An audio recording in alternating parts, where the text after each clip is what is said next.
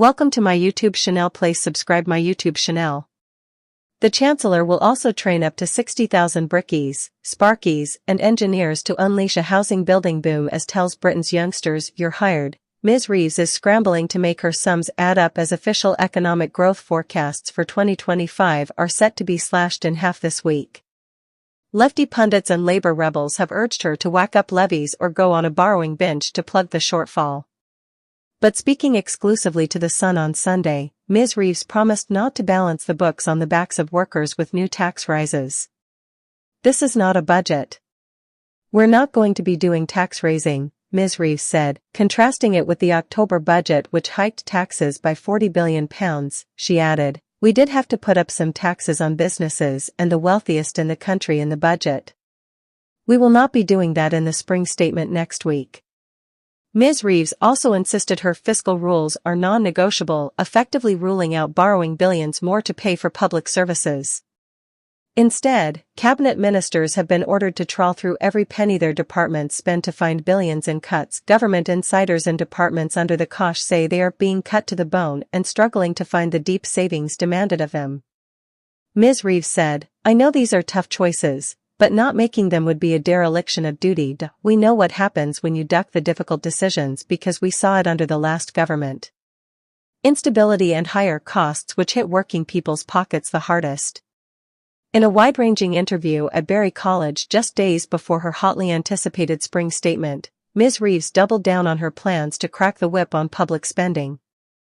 "Britain's bulging benefits bill is morally indefensible and economically damaging," she said. "Plans to cut £5 billion from sickness benefits is the right thing to do as it will get Brits back to work and save taxpayers cash," she said.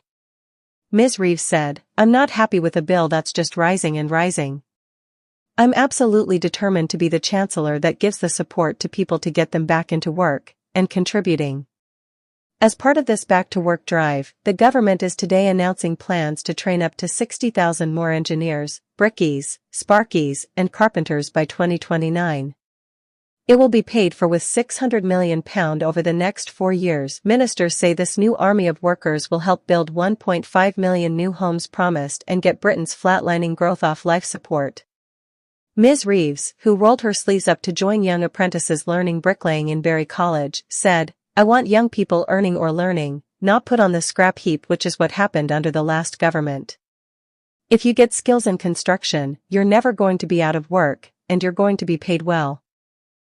In a shock move last week, Labour parked their tanks on traditional Tory lawns by vowing to curb the bloated state and abolish quangos, starting with NHS England. Ms. Reeves suggested this is just the beginning and other quangos face being bulleted. "We've abolished the biggest quango in the world, NHS England. We've just got rid of the payment systems regulator, and got rid of the community interest company regulator.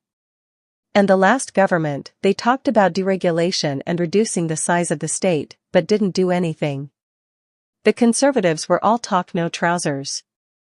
Asked if Labour is now the party of the small state, Ms. Reeves replied, "We want an efficient state." She also defended slashing the foreign aid budget to bankroll higher defence spending. British taxpayers' cash will no longer go on barmy projects like funding shrimp farms in Bangladesh, she added. "We are cutting our spending on national development, and Jenny Chapman, who is the minister responsible, is going to make sure that when that money is spent it does good and it's not wasted," Ms. Reeves said. But ministers are under pressure to go further in rolling back the state to help turbocharge the economy. Earlier this week, The Sun revealed a leaked government report revealing the rush to net zero could tank the economy and hit poorer families hardest. Ms. Reeves played down the report, saying she did not believe the cost.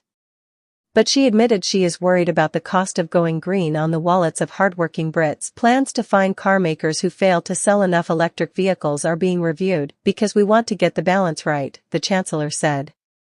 "I recognize that people have gone through a massive cost of living crisis, and they don't want to be paying more in their bills or in the shops." In a slapdown to Ed Miliband, she also confirmed that drilling at Rosebank oil field and Jackdaw gas field will go ahead, despite a legal challenge against them. She said, "We said in our manifesto that they would go ahead, that we would honor existing licenses, and we're committed to doing that, and go ahead they will." North Sea oil and gas is going to be really important to the UK economy for many, many decades to come. And we want to make sure that fields that have already got licenses can continue to exploit those reserves and bring them to market. Ms. Reeves took a massive gamble by hiking taxes by so much in her first budget and immediately handing most of it over to the NHS with no strings attached.